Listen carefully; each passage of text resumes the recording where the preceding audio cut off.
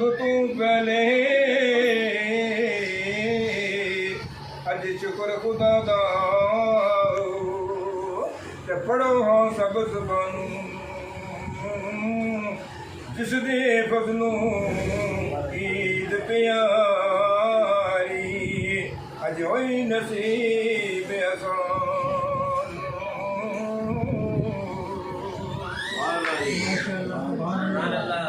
ते उस मालिक दा उस मालिक ने अज साडे उत्ते ते बहुता कर्म कमाया जिसने वेला खुशियां वाला ते मुड़ के फिर विखाया।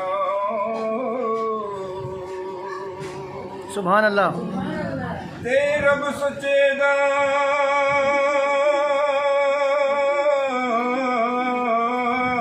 जिक्र प्यारा ते करो थोड़ी देरी जिस दे कब्जे कुदरत अंदर जिस दे कब्जे कुदरत अंदर जानत साडी ते मेरी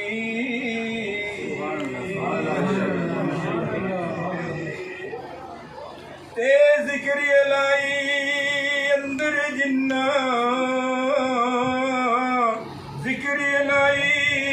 अंदर जिन्ना उंदे वक्त गुजारे दवा जाना विच रब उनांदे ते फिर कम बनांदा सारे। सुभान अल्लाह, सुभान अल्लाह। ते जिक्र लाई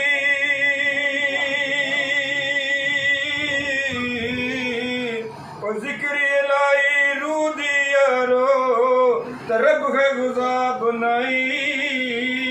जेड़े करदे उन्हां दे ते उंदा फज़ल सुभान अल्लाह, सुभान अल्लाह, माशाअल्लाह। ते रब रसूल दी महफिल सानी रब रसूल दवा दी महफिल जेड़ी थां ते लगदी उस जगह पर दिन ते राती ते फिर रहिंदी ए रखमो रब दी। सुभान अल्लाह। ते रब रसूल दवांदा जिते ओवे जिक्र प्यारा आवन मलक नरानी उते ते जाने आलम सारा। सुभान अल्लाह, सुभान अल्लाह। ते सब फरिश्ते महफिल उते अपने पर बिछाउंदे फर्ग होके आप खुदा नू ते जाके अर्ज सुनाउंदे की आंदे कि या रबी असां एक महफिल डिठी ते दुनिया उत्ते लेके जिथे जिक्र खुदाया कर दे तज मूमन तेरे बैकी। सुभान अल्लाह, सुभान अल्लाह, सुभान अल्लाह। रब आखे की सन मंगदे रब आखे की सन मंगदे ते गल सुनाओ सारी कैन फरिश्ते अल्लाह जी बख्शिश मंगदे ते रो रो करके सुभान अल्लाह, सुभान अल्लाह, माशाअल्लाह। अल्लाह ही सब पता होना लेकिन अल्लाह गवाही भी होना ते अल्लाह आखे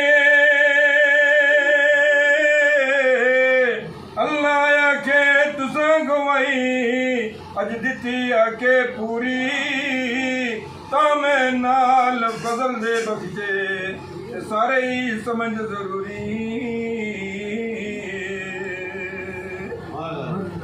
ते फिर फरिश्ते कहंदे अल्लाह ते कुछ एवें भी बैठे होए तके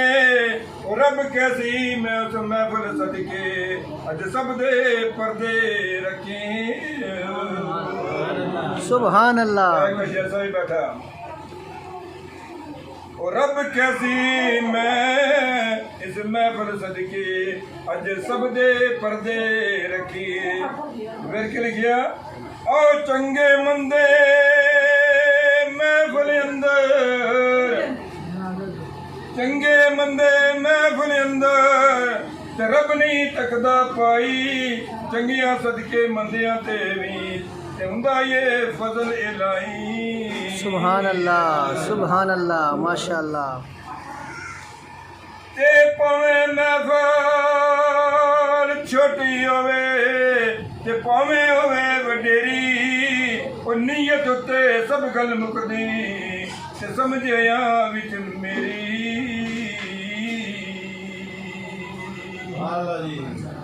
ते सबना तोई अज अर्ज करेंदा सबना तोई अज अर्ज करेंदा ओ मलिक अजीज बेचारा ओ महफिल अंदर बह के रब नूं अज दुख सुनाओ सारा सुभान अल्लाह माशाअल्लाह तो आखिरी शेर ते महफिल सदके